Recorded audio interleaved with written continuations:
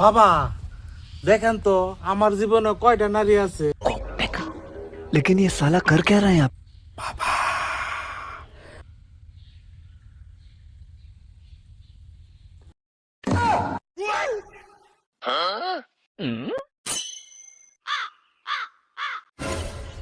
তোর জীবনে তো 12টা নারীর আগমন ঘটতেছে রে।